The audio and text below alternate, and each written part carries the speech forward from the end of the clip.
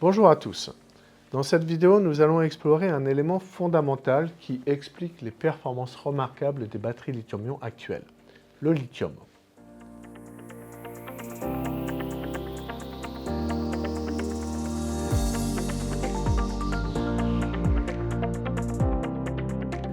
La question qui se pose est pourquoi avoir choisi le lithium dans les systèmes de stockage d'énergie? La réponse est simple, parce que cet élément a d'excellentes propriétés qui le rendent très compétitif par rapport à d'autres alternatives existantes de batteries. Allons voir plus près ces fameuses propriétés. Premièrement, le lithium fait partie de la famille des métaux alcalins. Cela signifie qu'il a un électron qui gravite dans sa couche électronique externe. De plus, le lithium est un élément peu électronégatif.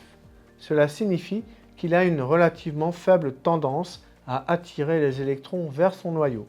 Ce sont des propriétés qui sont classiquement rencontrées pour les éléments chimiques situés en haut et à gauche du tableau périodique, ce qui est le cas pour le lithium. Ainsi, l'électron gravitant dans sa couche externe est facilement arrachable, ce qui confère au lithium de bonnes propriétés de conductivité électrique. Deuxièmement, le lithium est un élément très léger. Il s'agit d'ailleurs de l'élément solide le plus léger de la classification périodique de Mendeleïev. Les batteries contenant du lithium sont souvent louées pour leur légèreté si on les compare aux batteries plus conventionnelles qui emploient des métaux lourds, comme les batteries de démarrage au plomb, par exemple. Pour vous donner un ordre de grandeur, une batterie 12 volts au plomb pèse une vingtaine de kilos, là où une batterie lithium-ion 12 volts de même énergie pèserait environ 10 kg. La légèreté du lithium, couplée avec sa bonne aptitude à conduire les électrons, lui offre une capacité électrique élevée par unité de masse, que l'on appelle capacité spécifique. Les fortes capacités spécifiques sont essentielles, en particulier pour les applications embarquées sur véhicules où on souhaite atteindre de grandes autonomies électriques avec le minimum de masse embarquée dans la batterie de traction. Nous en venons à notre troisième point. C'est le solide le plus électroréducteur connu, avec un potentiel électrochimique standard de moins 3 volts par rapport à l'électrode normale à hydrogène. De fait, son emploi en matériau actif d'électrodes négatives permet d'atteindre des tensions à vide élevées aux bornes de la batterie résultante, et donc des puissances et des énergies améliorées. Si on ajoute à cela la légèreté du lithium, évoquée juste avant, il offre une excellente densité énergétique des batteries, à savoir des batteries légères et peu volumineuses, aptes à stocker de grandes quantités d'énergie électrique potentielle. C'est un argument essentiel pour l'utilisation du lithium dans la mobilité électrique. Ça l'est également pour les applications portables pour lesquelles la capacité est très dimensionnante. Le quatrième point plaidant pour l'énorme intérêt du lithium est sa relative abondance. Il s'agit en effet du 32e élément chimique le plus présent sur la croûte terrestre.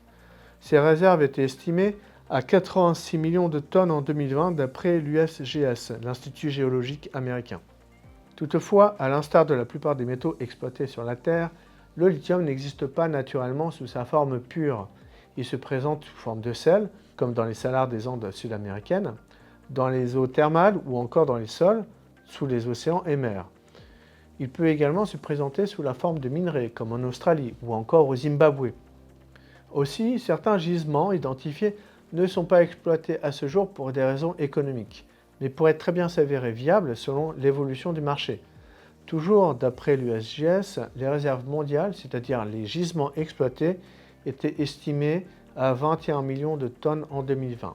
Dans les années 2010, la consommation mondiale de lithium était majoritairement conditionnée par les piles et accumulateurs de grande consommation, téléphones portables, ordinateurs, etc., ainsi que les céramiques et verreries.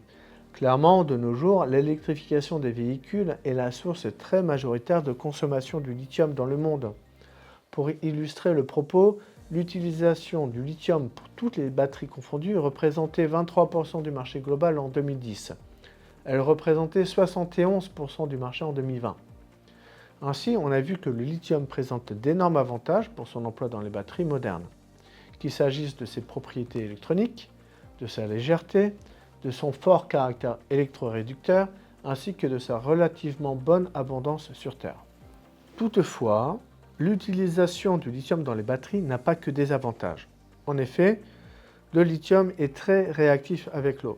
Cela impose d'utiliser des électrolytes non aqueux. Ceux classiquement utilisés contiennent des solvants organiques, comme des acétates. Il s'agit d'éléments chimiques combustibles, présents en grande quantité dans les batteries. Ces substances sont capables de s'enflammer et de brûler. Elles contribuent grandement à la dangerosité avérée des batteries au lithium. De plus, l'extrême sensibilité à l'eau impose des contraintes supplémentaires lors de la fabrication de ce genre de batterie. Certaines étapes nécessitent des atmosphères contrôlées, typiquement des salles sèches pour lesquelles le taux d'humidité de l'air est géré. Cette vidéo est à présent terminée. Merci de l'avoir suivie.